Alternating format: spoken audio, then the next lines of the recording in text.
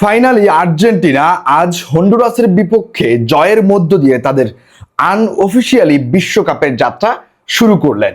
দেখুন, আমি জানি আজকের ম্যাচটা শুধুমাত্র একটি ফ্রেন্ডলি ম্যাচ ছিল, বাট এই ম্যাচ থেকে আমাদের অনেক কিছু শিখার আছে এবং এই ম্যাচে যে ভুলগুলো আমাদের হয়েছে সেই ভুলগুলো নিয়ে আমরা কাজ করতে পারবো আমাদের পরবর্তী ম্যাচে। আমি এর আগের একটি ভিডিওতে বলেছি এই দুটি ম্যাচ বিশ্বকাপের আগে আর্জেন্টিনার জন্য খুবই ইম্পর্টেন্ট এবং সেটা আমরা প্রথম ম্যাচেই দেখতে পেরেছি। দেখুন, আপনারা যারা লাস্ট কয়েক বছর ধরে আর্জেন্টিনার খেলা রেগুলারলি ফলো করে আসছেন, সেই ওয়ার্ল্ড কাপ কোয়ালিফায়ার ম্যাচগুলো থেকে, ফ্রেন্ডলি ম্যাচগুলো থেকে, যারা 2022 থেকে অন্তত এখন পর্যন্ত আর্জেন্টিনার ম্যাচগুলো রেগুলার দেখে আসছেন, তারা এই জিনিসটা আমার সাথে এগ্রি করবেন।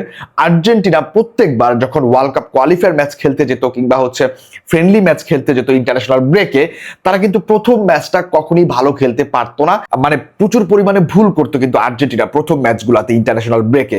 সেই জায়গা থেকে আজকে যখন আমরা হন্ডুরাসের বিপক্ষে একদম নতুন একটা স্টার্টিং 11, একদম নতুন সেট আপ নিয়ে নেমেছি, সুতরাং আমরা অনেকেই ভেবেছিলাম যে এই ম্যাচটা হয়তো বা আর্জেন্টিনা সে আগের মতোই ছন্ন ছাড়া ফুটবলটা খেলবেন এবং কম্প্যাক্ট ফুটবলটা আর্জেন্টিনার কাছে দেখতে পারবো না, এরকমটা আমরা অনেকেই হয়তো ভেবেছিলাম।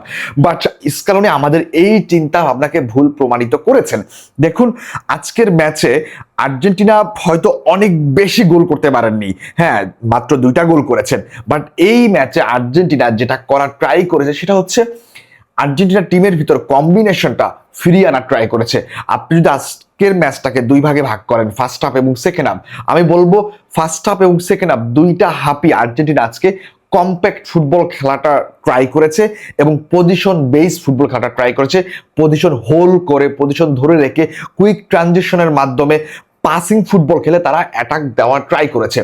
এই জায়গাটাতে আমার সবচাইতে ভালো লেগেছে যে ফার্স্ট হাফে নতুন একটা সেট আপ নিয়ে নামার পরও আমরা দলের ভিতর দারুণ একটা কম্বিনেশন খুঁজে পেয়েছি, যেখানে আমরা দেখতে পেরেছিলাম যে আমাদের একদম নিউ একটা মিডফিল্ড দেখতে পেলাম আমরা। এরপর আমরা আমাদের অ্যাটাকিং লাইনে নতুন সেট আপ দেখতে পেলাম, যেখানে আমরা আলমাদা, লাউতারো মার্টিনেজ এবং সিমিওনেকে দেখেছি। এর আগে কিন্তু এরকমটা হয়নি। এরপর যদি আপনি মিডফিল্ডের দিকে তাকান, সেই জায়গাটাতেও কিন্তু আমাদের নতুনত্বের ছোঁয়া আমরা পেয়েছি। হ্যাঁ, এরপর যদি আপনি আমাদের ব্যাকলাইনের দিকে তাকান, তাহলে আপনি দেখতে পারবেন যে আজকে আমরা ওতামেন্ডি এবং লিসান্দ্রো মার্টিনেজকে দেখতে পেয়েছিলাম। এরপর আমরা আগুস্টিয়ানকে দেখতে পেয়েছিলাম আমাদের রাইট ব্যাকে এবং লেফট ব্যাকে তাগলিফিকুকে দেখতে পেরেছি। এরপর যদি আপনি সেকেন্ড হাফ টাইমে আসেন, সেকেন্ড হাফ টাইমে যখন আমাদের ম্যাকঅ্যালিস্টার সহ এনজো ফার্নান্দেজ, রদ্রিগো দি পলরাও নেমেছিল, তখনই কিন্তু ম্যাচে আমাদের কম্প্যাক্ট ফুটবলটা আমরা দেখতে পেয়েছি, বা আমাদের ফুটবলাররা ওই যে দারুণ কম্বিনেশন তাদের ভিতর যেটা রয়েছে সেটা দেখানোর তারা ট্রাই করেছে। স্পেশালি যদি আজকের ম্যাচে আমি একটা প্লেয়ারের কথা না বলি তাহলে এটা অনেক বড় একটা অন্যায় হয়ে যাবে, সেটা ভ্যালেন্টিন বার্কো। ভাই, আমার কাছে মনে হচ্ছে যে এই প্লেয়ারটা ছিল আমাদের এই 4 বছরের সেরা আবিষ্কার।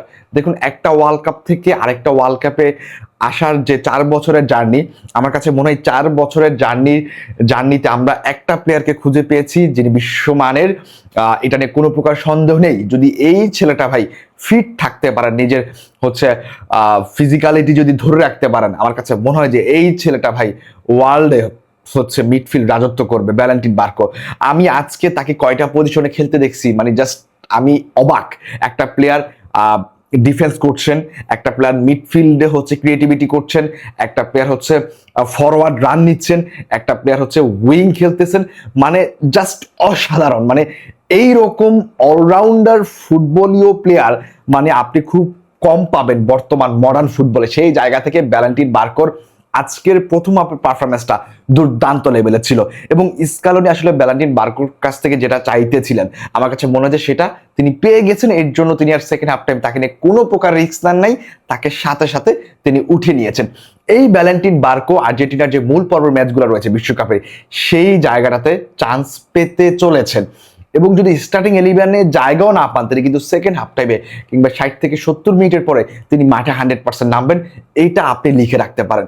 সো এই ভ্যালেন্টিন বার্কো আমাদের এই 4 বছরের সেরা আবিষ্কার লিওনেল স্কালোনির। এরপর যদি আমি অন্যান্য প্লেয়ারদের কথা বলি, লাউতারো মার্টিনেজের কথা, সে আজকে পেনাল্টি থেকে ক্লিনিক্যাল একটা ফিনিশ করেছে দুর্দান্ত লেভেলের।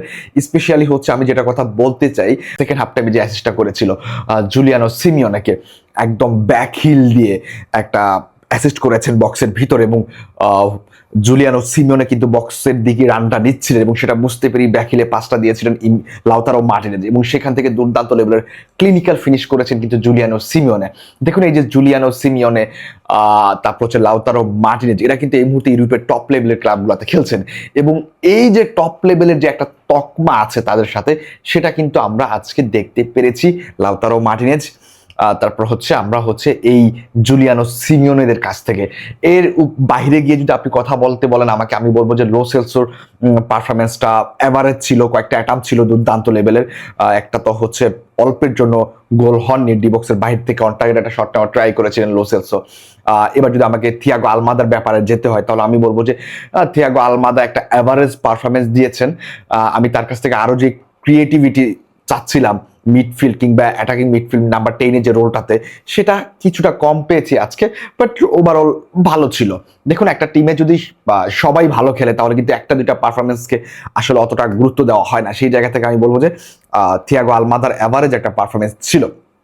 এরপর যদি আমাদের মিডফিল্ডের কথা বলেন তাহলে আমার কাছে মনে হয় যে ফার্স্ট হাফে পালাসিওস চরম লেভেলে ভালো খেলছে ভাই। পালাসিওসকে নিয়ে অনেকের অনেক অভিযোগ আছে যে পালাসিও এখনো কি করে আর্জেন্টিনার জাতীয় দলে, বাট আমার কাছে মনে হয় তার ডিফেন্সিভ সলিডিটির জন্য সে এবারও আর্জেন্টিনার স্টার্টিং 11-এ জায়গা না পেলেও সে কিন্তু সাব হিসেবে অনেকগুলো ম্যাচ খেলতে পারবে, এটা আমার কাছে মনে হচ্ছে। এরপর যদি আমাদের ব্যাক লাইনের দিকে তাকান, আমি বলবো যে সলিডিটি পেয়েছি আজকেও আমি, যদিও তাগলিফিকোর পারফরমেন্স আমি অতটা খুশি ছিলাম না, তাকে নিয়ে আমার একটু সন্দেহ রয়েছে। সেই জায়গাটা থেকে আমরা সেকেন্ড হাফ টাইমে যে মেদিনা আসছিল, মেদিনাকে ট্রাই করতে পারি কিনা এটা একটু দেখার বিষয় আছে। সুতরাং সবকিছু মিলিয়ে আজকের ম্যাচটা আমার কাছে মনে হয় আর্জেন্টিনার জন্য অনেক গুরুত্বপূর্ণ ছিল, এবং এই ম্যাচ থেকে ভালো দিকগুলো খারাপ দিকগুলো বিবেচনা করে Argentina coach master mind Lionel Scaloni পরবর্তী ম্যাচের প্ল্যান সাজাতে পারবেন, কিংবা ওয়ার্ল্ড কাপের মূল পর্বের ম্যাচগুলোতে তিনি কিরকম প্ল্যান করতে চান, কিরকম স্টার্টিং 11 করতে চান, সেটা তিনি খুব ভালোভাবে ডিসিশন নিতে পারবেন এই দুইটা ম্যাচের উপর ভিত্তি করে। সুতরাং এর পরবর্তী ম্যাচ আমাদের রয়েছে আইসল্যান্ডের সাথে, সেই ম্যাচটি হচ্ছে আমাদের বিশ্বকাপের আগে লাস্ট ফ্রেন্ডলি ম্যাচ, প্রস্তুতিমূলক ম্যাচ। সেই ম্যাচের পরে কিন্তু আমরা বিশ্বকাপের মূল পর্বে ঢুকে যাব, বাট আমি আবারও বলছি বিশ্বকাপের আগে এই দুটি ম্যাচ আমাদের জন্য খুবই ইম্পর্টেন্ট, যেখানটাতে একটি ম্যাচ আমরা খুব ভালোভাবে শেষ করতে পেরেছি। এখন আইসল্যান্ডের বিপক্ষে যে ম্যাচটি আছে আশা করব সেই ম্যাচে ইনজুরি মুক্তভাবে প্লেয়াররা খেলুক, এবং আমরা যেন খুব সুন্দরভাবে ইনজুরি মুক্ত হয়ে আর কোনো প্লেয়ারকে আমরা হারাতে চাই না ভাই। অলরেডি বালের দিকে আমরা হারায় ফেলছি, হচ্ছে আমরা অনেক প্লেয়ারকে হারাই ফেলছি, সো আমরা আর কোনো ইনজুরির জন্য কোনো প্লেয়ারকে হারাইতে চাই না। সো আমি চাই যে নেক্সট ম্যাচটা ইনজুরি মুক্ত থেকে আমরা যেন বিশ্বকাপে যেতে পারি। সবাইকে অসংখ্য ধন্যবাদ। আল্লাহ হাফেজ, আসসালামু আলাইকুম।